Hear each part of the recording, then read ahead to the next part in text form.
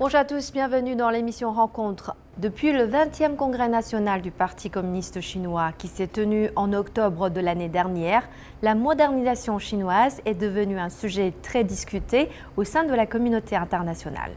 Quelles sont les principales caractéristiques de la modernisation chinoise? Quelles opportunités va-t-elle apporter à la coopération sino-africaine?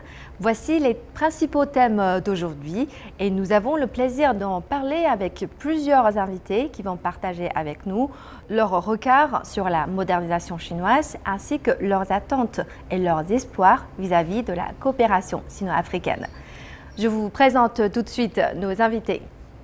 Madame Yu Jia, professeure à l'Institut de la Nouvelle Économie Structurelle de l'Université de Pékin.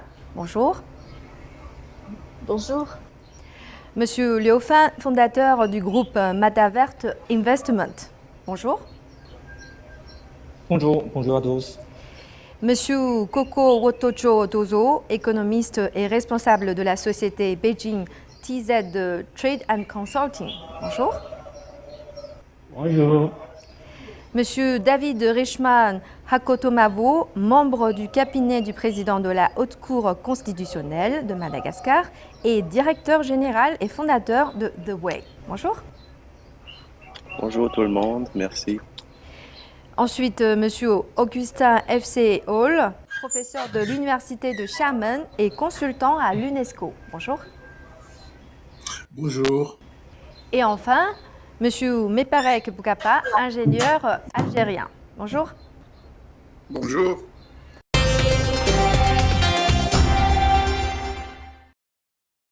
Le président chinois Xi Jinping a souligné que la modernisation chinoise dissipe le mythe que la modernisation est synonyme d'occidentalisation. Elle ouvre de nouvelles voies de modernisation pour les pays en développement. Elle montre une autre image de modernisation et propose pour cela une solution chinoise pour que l'humanité puisse construire un meilleur système social. Monsieur Hakotomavo, que pensez-vous de ces propos? Oui, effectivement, merci beaucoup. La Chine, comme tout à l'heure vous avez mentionné, il y avait l'ouverture et aussi l'éradication de la pauvreté. C'est vraiment la clé du voûte de la modernisation chinoise. À mon avis, la route de la soie ou Belt and Road Initiative est une initiative mal interprétée par d'autres puissances, au fait. D'où la difficulté pour cette initiative d'atteindre ses objectifs finaux. Il est nécessaire donc de sensibiliser le BRIC, car la notion de partage y existe constamment. Ce que j'aime dans le Belt and Road Initiative, c'est la complémentarité de chacun dedans. Car dans la route de la soie en question, chacun peut jouir de ce qu'il cherche, dans la paix et la prospérité mutuelle, que ce soit des marchandises, que ce soit de la connaissance ou des technologies et manières de faire, des opportunités de business et d'échange, de découvrir que dans ce monde, il n'y a pas que nous seuls, il y a d'autres êtres humains. Dans d'autres pays, il y a aussi d'autres cultures. Et Brie a réalisé cela pendant 10 années. Et j'espère que ça va toujours aller dans le bon sens parce que ça peut étendre vers d'autres horizons, voire même dans d'autres univers. Échanger avec d'autres êtres, pourquoi pas. Et il faut bien mettre en relief que la Chine est un grand pays qui a la capacité de changer le cours des choses. Et elle a commencé avec ses citoyens, son peuple, et la Chine est bien gouvernée jusqu'à maintenant. En ce moment, nous voyons beaucoup de pays mal gouvernés qui sont au bord de disputes, de désorganisation, et des peuples en souffrent au fait dans une injustice perpétuelle.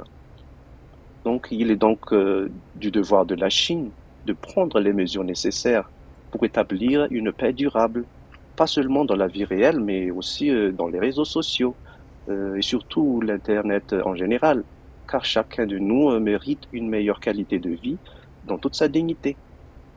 Dans cette notion, beaucoup de pays en voie de développement, comme l'Afrique, il y a beaucoup de pays africains espèrent bien que la Chine puisse porter haut leur voix, car ceci est bel et bien la notion de destin commun. On le dit en chinois, 人类命运共同体. Merci. Merci. Et Monsieur Tozo, selon vous, quelles sont les opportunités que la modernisation chinoise offre au développement de l'Afrique? En fait, les Chinois sont assez doués, par exemple, pour mettre en place des zones économiques spéciales ou des parcs technologiques à l'intérieur de la Chine. Ce que nous, en tant qu'Africains, ce que nous recherchons, c'est que ces genres de capacités soient massivement transmises en Afrique. Nous savons que la Chine est déjà présente dans plusieurs secteurs en Afrique. Les infrastructures, la construction des économies spéciales, le commerce, l'investissement. Mais nous voulons en fait que ça soit mis en grande échelle pour tous les pays africains. Je parle tantôt de parcs technologiques parce que c'est en instaurant des parcs technologiques que la Chine peut véritablement être plus proche des peuples africains pour pouvoir transmettre les technologies. Souvent, dans les pays africains, nous parlons de transfert des technologies, voilà, par le biais des investissements, mais c'est souvent utilisé comme un terme générique. Il n'y a pas assez de spécificité. Comment est-ce que nous voulons que ces technologies nous soient transmises? Alors, ce que moi je propose, c'est ça. Il faut que les parcs technologiques qui ont été implantés en Chine, qui ont permis aux Chinois d'innover à grande échelle, et de permettre à la Chine d'être ce qu'elle est aujourd'hui, demandons aux Chinois de nous assister à pouvoir acquérir ces savoirs, et pour pouvoir acquérir ces savoirs à grande échelle aussi chez nous, il faut que ces parcs technologiques soient aussi implantés dans des pays africains. Je sais que ça a déjà commencé, mais nous les voulons à grande échelle. Voilà. Merci. Et Monsieur Hall, quel est votre point de vue? Comment, d'après vous, comment les pays africains se sont-ils inspirés de ce concept de modernisation chinoise? Je suis un vieil universitaire, je me méfie des grands envolées lyriques. Donc, j'y participe à ma manière. Comme enseignant, j'ai amené les étudiants chinois à faire je suis archéologue de formation. Donc, en collaboration avec l'université sénégalaise, j'ai mis les étudiants sénégalais et les étudiants chinois ensemble dans un programme de recherche qui se poursuit aujourd'hui. C'est ma manière de contribuer à la construction d'une communauté au futur partagé. Et c'est aussi une manière de collaborer sur le plan de la recherche scientifique. Et c'est en fait la raison pour laquelle j'ai quitté mon poste en France pour venir à l'université de Xiamen, parce qu'il y avait cette offre de construire un centre de recherche africaine qui travaillait sur le plan strict de l'université à mettre la Chine et certaines parties du continent africain ensemble pour travailler vers l'amélioration des connaissances et la formation des étudiants. Donc, je pense que avec les différentes compétences des membres de ce panel, et il y a plusieurs accès à la modernisation des relations Chine-Afrique. Et je pense que je mets surtout l'accent sur ce que nous pouvons appeler modernisation à visage humain, avec un accent particulier sur les échanges culturels. Je pense qu'une meilleure connaissance de personne à personne entre les Chinois et les Africains aidera énormément à construire des relations durables pour un développement harmonieux dans la nouvelle ère, tel que l'est présenté dans le rapport du 20e congrès Donc chacun à son niveau participe à cette grande œuvre et je pense que la grande incompréhension dont parlaient les collègues tout à l'heure relève de la compétition géostratégique. Vous savez bien que les pays ont peut-être des amis, mais surtout des intérêts. Donc tant que les intérêts africains convergent avec les intérêts chinois, nous avons intérêt à continuer à travailler dans cette direction-là et faire le gros dos pour les intérêts qui essayent de contrer ce mouvement-là. Mais on ne peut pas construire un monde à l'écart de tout le reste de la planète. Donc la recherche de la paix, de la coexistence pacifique qu'on a connue comme slogan pendant longtemps, est peut-être de mise dans ce monde qui est dans une période un peu de turbulence, comme on peut dire.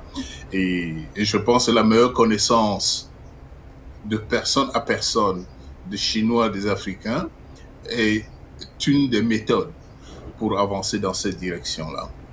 Merci bien. Merci. Le 20e congrès national du PCC a appelé à promouvoir intégralement le grand renouveau de la nation chinoise grâce à la modernisation chinoise. Cette modernisation chinoise offre sans doute non seulement des opportunités à la Chine, mais aussi au monde, et notamment en termes de coopération sino-africaine. Madame Yu, vous effectuez régulièrement des voyages en Afrique, comme ce que vous avez dit tout à l'heure. Vous êtes actuellement en Éthiopie. Et quelles sont vos observations sur la coopération sino-africaine ? Oui, merci. Permettez-moi, avant de répondre de cette question, permettez-moi de citer la nouvelle économie structurelle, qui est une théorie de l'économie du développement en passant sur des expériences des pays en voie de développement et surtout celle de la Chine, en soulignant le rôle équilibré de l'État et du marché. Donc, moi-même, mon rôle d'appliquer cette théorie dans les pays en voie de développement et c'est pourquoi je suis là en Afrique aujourd'hui. Et nous faisons l'analyse des ressources et avantages comparatifs des pays en proposant le développement des zones économiques spéciales ou parcs industriels pour accueillir et attirer les investissements du reste du monde. Et on propose fortement la coopération triangle entre les pays africains, la Chine et les pays occidentaux, et surtout les pays européens et les États-Unis, en passant sur les avantages comparatifs de chaque partenaire, disons la technologie, le marché global et la délocalisation des industries à forte intensité de main-d'œuvre. Et d'après nos études, il y a un très fort potentiel pour délocaliser une partie des industries chinoises vers le continent africain en profitant des coûts moins chers de la production et plus les accords du commerce préférentiel avec les marchés européens ou des États-Unis. Et ça va beaucoup faciliter l'industrialisation pour des pays africains et aider à créer des emplois et augmenter le revenu d'export. Et par exemple, cette fois, je voyage en Éthiopie avec le groupe Huadian. Et Huadian est une entreprise qui fait des chaussures et qui ont déjà créé plus de 8000 employés en Éthiopie depuis l'année 2012. Et cette fois, dès le premier jour de mon arrivée ici, je vois tous les matins, très tôt de matin, disons 7 heures de matin et jusqu'à 6 heures de l'après-midi, il y a beaucoup de jeunes, environ vingtaine, trentaine de jeunes qui attendent à l'entrée principale de l'usine pour tenter de trouver le travail. Donc, il est clair que la création d'emplois et l'exportation vers le marché global sont les deux priorités pour les pays africains. Donc, dans cette situation, la modernisation chinoise ouvre une nouvelle voie dont les pays en développement peuvent s'inspirer des expériences très précieuses, et surtout pour les pays africains. Et l'Afrique a des avantages en termes de ressources, de jeunes populations et d'immenses marchés. L'expérience chinoise, la sagesse chinoise et les solutions chinoises sont très appropriées pour être référence pour les pays africains. Merci. Ouais. Et Monsieur Liu, vous êtes installé à Madagascar. Pouvez-vous nous présenter un peu la situation en termes d'échanges entre la Chine et Madagascar? Quand on parle de Madagascar, les échanges économiques entre la Chine et Madagascar, c'est vrai, durant la dernière dizaine d'années, se sont considérablement développés. Et la Chine est devenue l'un des principaux partenaires commerciaux de Madagascar, avec des échanges commerciaux bilatéraux environ 1,5 milliard de dollars. C'était le chiffre en 2019. Bon, j'ai pas pu avoir autre chiffre de la dernière année, mais qui représente déjà environ à peu près 20% du commerce extérieur de Madagascar. Donc, c'est-à-dire que c'est vraiment la Chine est le premier partenaire économique pour Madagascar. Je pense que David le connaît bien aussi. Hein. Merci. Merci. Alors, Monsieur Rakotomavo, avez-vous des choses à ajouter sur la coopération entre la Chine et Madagascar?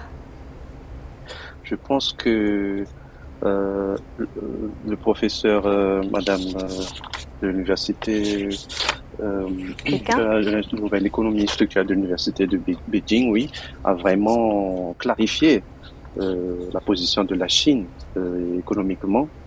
Et je pense que la notion et les trajectoires que la Chine a pu surmonter, ce sont des choses à vraiment apprendre. Et surtout pour l'Afrique qui est encore en train de se battre contre lui-même. Parce qu'en Afrique, il y a beaucoup d'obstacles qu'on doit d'abord résoudre. Par exemple, la corruption, la paresse, la mauvaise foi et aussi la ponctualité, notion de temps et notion de paix. Et après ça, peut-être qu'il y a moyen pour nous de atteindre le début de notre modernisation. Mais là, actuellement, on peut se rapprocher de la Chine et aussi apprendre des expériences de la Chine pour améliorer notre système, surtout dans la gouvernance. Et donc, je propose que l'Afrique se rapproche de plus en plus avec la Chine pour améliorer sa modernisation. Merci. Merci. Oui, Monsieur Boukapa, allez-y. On dit ce que vient de dire Monsieur de Madagascar. En fait, en parlant de ces mots sociaux qui existent réellement en Afrique, moi je dirais qu'ils ont une raison, ils ont une cause. Et c'est les mêmes mots dont souffrait la Chine pendant les guerres de l'opium. C'est-à-dire, tout ce que vous venez de dire pour l'Afrique existait en Chine à cause justement de certaines interventions occidentales. Donc, l'objectif, c'est d'abord de lever ces contraintes. La Chine a souffert d'exactement des mêmes problèmes. Au début du XXe siècle, les Chinois étaient paresseux, étaient menteurs, étaient fourbes, étaient tout ce que vous voulez. Donc, on ne laisse rien de côté. Et aujourd'hui, on dit la même chose des Africains. Moi, je dis que l'être humain est le même où qu'il soit. Ce sont les conditions de vie, les conditions dans lesquelles il a été traité qui font qu'il est bon ou qu'il est mauvais. Aujourd'hui, il faut lever ces contraintes. On les a identifiées, elles sont claires, elles sont dues à une longue période d'esclavage, à une longue période de colonisation, à une période d'exploitation qui continue aujourd'hui même. Aujourd'hui même, l'exploitation des pays africains est terrible, à tel point qu'aujourd'hui, il y a un pays africain, je ne dirai pas le nom, qui est l'un des plus grands producteurs d'or au monde, mais qui n'a pas 1 kilo de réserve d'or chez lui. Et de l'autre côté de la mer, il y a un pays qui n'a pas 1 gramme d'or dans son sous-sol et qui est la troisième réserve mondiale en or. Donc, ce sont ces choses-là. Les Africains ne sont pas mauvais. C'est des gens comme tout le monde, comme tout le reste. C'est les conditions dans lesquelles ils sont. Aujourd'hui, on souffre de l'émigration, de l'immigration clandestine qui fait que des milliers et des milliers d'Africains meurent en Méditerranée parce qu'ils essaient de fuir la misère qui a été provoquée chez eux. Et je rejoins Madame Yougia sur ce qu'elle a dit en créant de l'emploi. En créant de l'emploi en Afrique, on permettra à ces jeunes de rester chez eux, de se développer chez eux, d'apprendre chez eux, d'avoir un meilleur avenir chez eux. C'est pas la peine qu'ils aillent ailleurs. Mais aujourd'hui, malheureusement, l'Afrique est utilisée comme une mine. On exploite et ensuite on la laisse. On coupe les forêts, on exploite les minerais, on exploite les personnes et on les laisse dans l'obscurité, on les laisse dans l'ignorance et la maladie. Et on parle de beaucoup de choses, ce qui se passe en Afrique. Donc ce sont ces choses-là qu'il faut que la Chine essaye d'aider à résoudre. Donc la misère, le niveau de vie, relever le niveau de vie, et vous allez voir qu'il n'y aura plus de personnes qui voudront aller ailleurs pour être humiliées, pour être maltraitées. Personne au monde ne veut être humilié et maltraité. Tout le monde veut être digne chez soi. C'est la misère qui fait fuir les gens. Donc, faisons en sorte que cette misère-là soit combattue, et soit combattue par des moyens scientifiques, technologiques. Aujourd'hui, ils existent. Il n'y a plus de problème de la technologie. Et aujourd'hui, la preuve, nous sommes en train de discuter tous ensemble aux quatre coins du monde. Donc, lutter contre la misère, lutter contre l'immigration clandestine, et vous allez voir que la Chine dans 10 ans, l'Afrique dans 10 ans, c'est un lapsus presque révélateur. L'Afrique dans 10 ans prendra le même chemin que la Chine. Merci. Madame Yuja, vous avez des choses à ajouter? C'est un point concernant le concept de la modernisation chinoise. En fait, je pense que peut-être le plus important, c'est que la modernisation chinoise fournit des idées pour le développement de l'Afrique.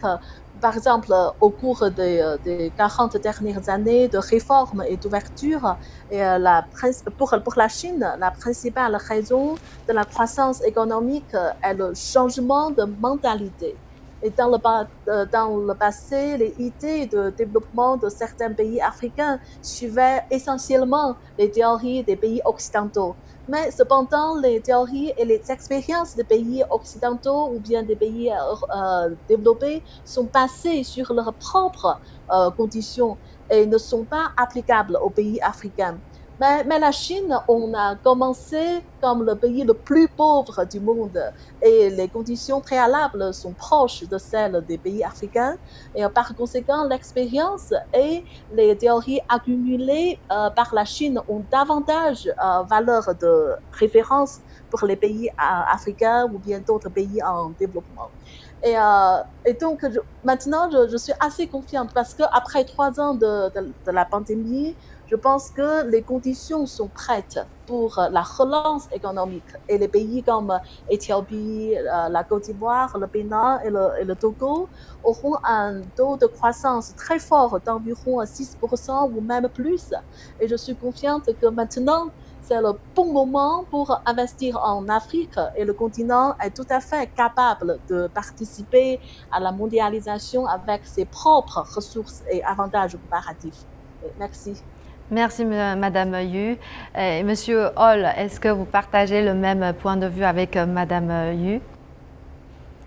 Quels sont vos attentes? Absolument. Je pense que oui, non, je pense que je pourrais même dire que le 23e siècle sera le siècle de l'Afrique.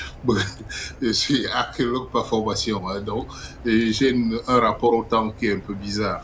Donc non, mais je pense que l'expérience chinoise est absolument cruciale pour les pays africains. Il faut construire des priorités.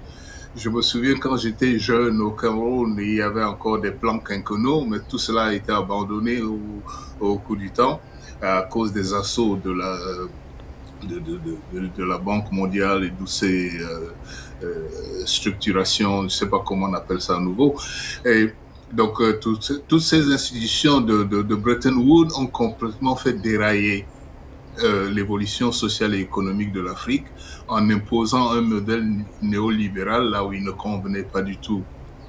Donc, avec l'exemple très réussi de la Chine, nous avons sous les yeux quelque chose qui marche. Donc, c'est à nous, Africains, de prendre ce qui correspond à nos conditions sociales et historiques pour soulever les masses, comme on dit jadis, pour mobiliser les forces vives, la jeunesse africaine est carrément celle qui va porter le continent dans les quelques années qui viennent. C'est un continent très jeune. Et si aujourd'hui nos dirigeants adoptent le bon modèle, je pense que rien ne pourra arrêter l'évolution et le progrès économique de l'Afrique dans les décennies qui viennent. Et je pense qu'on est là à une conjoncture, après la petite glaciation de la pandémie, on est dans une conjoncture qui permet une relance accélérée des échanges entre la Chine et l'Afrique, et la Chine et le monde en particulier. Donc, très enthousiaste à cause de cette perspective-là qui est en train de se mettre en place. Merci. Et M. Tozo, quelles sont vos attentes pour l'avenir de la coopération sino-africaine? Voilà, je disais tantôt ce que nous attendons de la Chine. C'est ce qu'elle fait déjà assez bien. Mais pour que les technologies employées en Chine, ces technologies même qui ont permis à la Chine d'être au niveau économique, social aujourd'hui, il faut que cette technologie soit transmise. Et pour que cette technologie soit transmise, il faut que la Chine soit plus proche du peuple africain. Je pense que depuis quelques années déjà, la Chine s'est lancée dans cette politique d'octroi de bourse aux étudiants africains qui viennent ici. Moi-même, je fais partie, j'ai fait mon master ici, j'ai fait mon doctorat. Et voilà, vous avez en haut le professeur Yidia, c'est mon mentor. Donc, voilà, la Chine a fait de moi quelqu'un de plus aspirant, de plus brillant. Et je sais que avec beaucoup plus de sensibilisation, beaucoup de jeunes comprendront que la propagande occidentale pour pouvoir diaboliser la Chine par rapport à ce qu'elle fait en Afrique sont totalement fausses. Donc, voilà, il faut une sensibilisation à la base pour que les gens comprennent que nous sommes dans un mouvement dans un partenariat fait avec la Chine. Donc, ce que nous attendons, voilà, je le dis, la Chine le fait déjà. Maintenant, il faut monter plus d'un cran. Il faut apporter la vraie technologie en Afrique en installant des parcs technologiques en Afrique. Donc, je sais de quoi je parle. C'est en installant ces parcs technologiques que ce soit les grandes entreprises, que ce soit les petites entreprises, apprendront très vite ce qui se passe en Chine. Il faut que les gens se déplacent de l'Afrique en Chine pour pouvoir apprendre. Ça prendrait encore beaucoup de temps. Parce que ce que nous demandons, ce que nous attendons de la Chine, c'est que ces parcs puissent être construits chez nous. Maintenant, ce que j'attends de nos gouvernements, j'avais déjà parlé des jeunes qu'on doit sensibiliser. Il faut aussi que nos gouvernants pour la bonne gouvernance. Et la corruption soit combattue, parce que sans la bonne gouvernance, il n'y aura pas de modernisation. Donc, là aussi, nous avons l'exemple à côté, la Chine. Sans la gouvernance, la Chine ne serait pas au niveau où elle est aujourd'hui. Donc, je pense à quelque chose, voilà, mes attentes du côté de la Chine, du côté de nos gouvernants et du côté de la jeunesse africaine. Merci à tous les invités d'avoir participé à cette émission et partagé vos expériences et vos points de vue. Nous espérons que la coopération sino-africaine va poursuivre son remarquable développement dans ce nouveau contexte international. Voilà, c'est la fin de cette émission Rencontre. Merci de l'avoir suivi. À la prochaine.